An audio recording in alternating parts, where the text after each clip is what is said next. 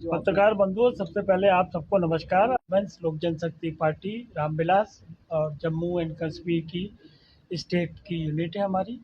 और आज press conference में हमारे साथ आसिम खान हैं, नेशनल प्रेसिडेंट हैं, ये हमारे माइनॉरिटी सेल के। रफ़ीक मलिक हैं, स्टेट प्रेसिडेंट हैं। सीनियर वाइस प्रेसिडेंट हैं भानु प्रताप सिंह। नितिन वाजपेयी हैं, लीगल सेल के जनरल सेक्रेटरी। और यूथ के प्रेसिडेंट हैं शहबाज मलिक। देखिए, आज की प्रेस कॉन्फ्रेंस करने का पर्पज़ ये है कि केंद्र का लोक जनशक्ति पार्टी का पार्लियामेंट्री बोर्ड, जिसके अध्यक्ष श्रीमान चिराग पासवान जी, जो केंद्रीय सरकार में कैबिनेट मंत्री भी हैं, उनके इस राज्य में जो चुनाव होने वाले हैं आगे 5 अक्टूबर से, उसमें सारे कौन कौन से हमारी पार्टी किस तरह से लड़ेगी, तो कैंडिडेट का सिलेक्शन जो राज्य का यूनिट है पार्लियामेंट्री बोर्ड, उनका उन्होंने हमको रिपोर्ट भेजी। रिपोर्ट को हम लोगों ने संज्ञान लिया। तो आज एक एक कैंडिडेट से हम लोग रूबरू होके उनका एक तरीके से इंटरव्यू किया था। और अब हम लोग वापस जाके जो सेंट्रल पार्लियामेंट्री बोर्ड है उसको रिपोर्ट देंगे कि हम राज्य में कितनी सीटें लड़ सकते हैं या नहीं लड़ सकते हैं, एनडीए को सपोर्ट करना है या एनडीए के अलायंस में लड़ना है या अकेले लड़ना है। वो सारे फैसले जो है केंद्र का पार्लियामेंट्री बोर्ड तय करेगा। और केंद्र के पार्लियामेंट बोर्ड ने बाकायदा श्री चिराग पासवान जी, जो उसके चेयरमैन हैं, उनको अधिकृत किया है कि पार्टी के हित में जो फैसला उचित हो वो फैसला करें।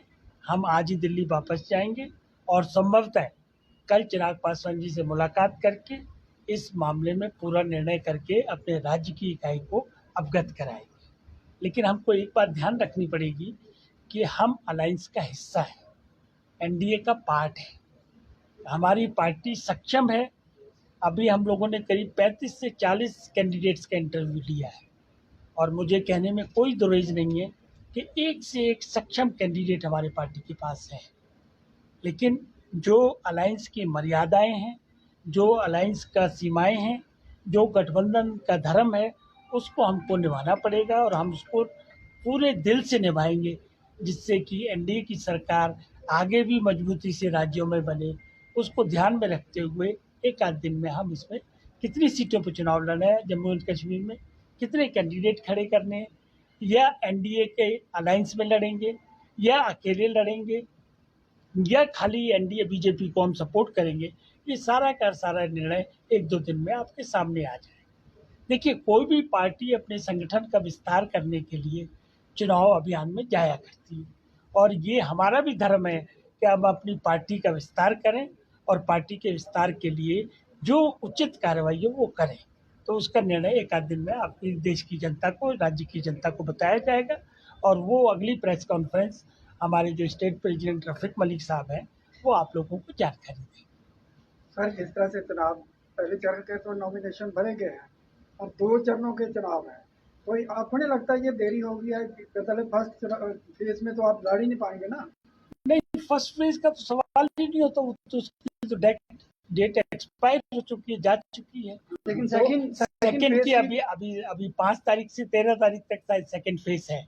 तो आज 1 तारीख हुई है, कल जाके हम फौरन बैठ के निर्णय ले लेंगे इस मामले में। सर, 10 सालों के बाद जम्मू कश्मीर में विधानसभा के चुनाव होने जा रहे हैं। आपकी एक नेशनल पार्टी है, एनडीए को आप सपोर्ट कर रहे हैं। जम्मू कश्मीर में नेशनल कॉन्फ्रेंस और कांग्रेस का गठबंधन हुआ है। 10 सालों के बाद चुनाव हो तो आपको इतना समय क्यों लग गया सोच विचार करने में? क्या भाजपा ने कहती है कि हम अपने दम पर ही जम्मू कश्मीर में विधानसभा का चुनाव लड़ेंगे, तो फिर आपकी पार्टी कहाँ पर फॉल करती है? क्या इतना समय क्यों लग गया आपको सोच विचार? देखिए, गठबंधन की जो सीमाएं हैं उसमें एक बात आप मान लें कि बड़ी पार्टी को ज्यादा अधिकार होते हैं। ये मतलब एडमिटेड फैक्ट है, तथ्य है। अभी स्टेट यूनिट ने क्या अनाउंसमेंट किया, क्या नहीं किया, स्टेट यूनिट ने तो हमारे लिए भी अनाउंस किया है। लेकिन अल्तोबतवा जो केंद्र का निर्णय होता है, सेंट्रल पार्लियामेंट्री बोर्ड का निर्णय होता है, वो निर्णय मान्य होता है। और हमारी सरलता से ये हम लोगों ने तय किया हुआ है कि हम लोग सीमाएं नहीं लाएंगे। अगर कोई सीमाएं लांघता है तो उसकी जवाबदेही उनके ऊपर होगी। हम लोग तो पक्के दिल से ये चाहते हैं कि एनडीए के साथ ही मिलकर हम लोग लड़ें और यही हमने लोकसभा में किया। अगर नहीं अलायंस हो पाएगा तो उस वक्त उचित निर्णय लिया जाएगा और देरी नहीं होती। देरी तो इसमें नॉमिनेशन की है कि जैसे फर्स्ट फेज निकल गया, लेकिन हमारी पूरी कोशिश है कि कल हम इसको अनाउंस कर दें। यानी कि कल ही डिसाइड हो जाएगा कि जी। आपकी पार्टी चुनाव नहीं लड़ेगी। नहीं, ये नहीं हमने कहा है। हमने ये कहा कि कल जाके हम उचित निर्णय लेंगे। जिस तरह से बीजेपी कह रही है कि हम किसी के साथ गठबंधन नहीं करेंगे, हम अकेले ही चुनाव में उतरेंगे, क्या कहेंगे इसके बारे में? देखिए, अगर स्टेट प्रेसिडेंट की स्टेटमेंट है या स्टेट लीडरशिप की स्टेटमेंट है तो हम उससे सहमत इसलिए नहीं है कि अल्टीमेट फैसला केंद्र को करना है। जैसे हमारे स्टेट का मान लो ये तो इंसिस्ट कर रहे हैं कि चुनाव लड़ना ही लड़ना है, लेकिन अल्टीमेट फैसला जो है केंद्रीय नेतृत्व का होता है, वही सब पार्टियों पर लागू होता है। सर, अगर आप इंतखाबात नहीं लड़ते हैं तो लोगों के घरों तक आपकी पार्टी की जो दस्तक है वो कैसे पहुंचेगी? देखिए, नहीं लड़ने का तो सवाल ही पैदा नहीं होता। अभी ये तो हमने कहा नहीं किया या डिसाइड नहीं किया कि नहीं लड़ेंगे, ये तो हमने कहा नहीं। अभी कल फैसला करेंगे, कल तक इंतजार करेंगे। सक्षम कैंडिडेट हमारे पास हैं, उसकी मदद जो हमारे कैंडिडेट की स्ट्रेंथ होगी, उसकी जो ताकत मिलेगी वो एनडीए को मिलेगी, चाहे हम लड़े या चाहे न लड़े। लेकिन फिर कहूंगा, ना लड़ने का सवाल ही पैदा नहीं है। भाजपा को बाहर से समर्थन कर सकते हैं, वो सिचुएशन पर डिपेंड करेगा। जिस तरह से केंद्र में आपके चिराग पासवान जो है मंत्री हैं, वहीं दूसरी तरफ जो है एनडीए में कोई कुछ न कुछ गड़बड़ जो है जनजातीय गणना को लेकर चिराग पासवान का अलग से मत है, क्या कहेंगे? जिस तरह से देखिए एनडीए में जितनी पार्टियां हैं, कोई बड़ी पार्टी है, कोई छोटी पार्टी है, लेकिन हर पार्टी की स्वतंत्रता है कि वो अपनी पार्टी की आइडियोलॉजी से चलें, अपने विचारों से चलें और अपने विचारों को स्वतंत्र रूप से संगठन के बीच में, एनडीए के बीच में रखें। अब क्या बात मानी जाएगी, क्या बात संविधान सम्मत है, क्या बात संविधान सम्मत नहीं है, ये मिलके फैसले लिए जाते हैं। जातीय जनगणना पर जम्मू कश्मीर के क्षेत्र के लिए काफी बहुत बड़ा विजन जो है वो है इस बार, अगर हम इलेक्शंस की बात करें। वहीं रीजनल पार्टीज, लोकल पार्टीज और आवाम जो है वो उनके विरोध में है। आपको लगता है कि बीजेपी के साथ अगर आप कोalition में गए तो उस विरोध का सामना आपको भी करना पड़ेगा? नहीं, हम इस बात से सहमत नहीं है। बीजेपी को विरोध है, क्यों विरोध करेंगे? 370 जो हटाया वो किस पार्टी ने हटाया? बीजेपी ने हटाया। डेवलपमेंट हो रहा है राज्य में, ये सब इस बात को मानते हैं।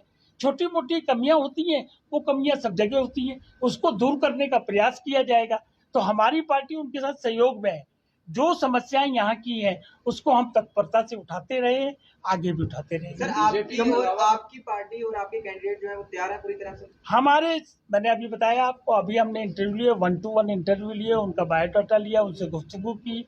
उसके बाद हम पूरी तरीके से सहमत हैं कि हमारे पास सक्षम कैंडिडेट हैं जो जीत भी सकते हैं और उसी ताकत का फायदा एनडीए को मिलेगा। जम्मू कश्मीर में इतिहास के बीच में अगर अलायंस में जाओगे तो बीजेपी के अलावा कोई और पार्टी के साथ आप यहाँ पर जो है देखिए, क्योंकि हमारा केंद्र में अलायंस है बीजेपी से, बिहार में हम लोग अलायंस करेंगे बीजेपी से, उस पर भी बात चल रही है, और राज्यों में भी हम कोशिश करते हैं अलायंस की।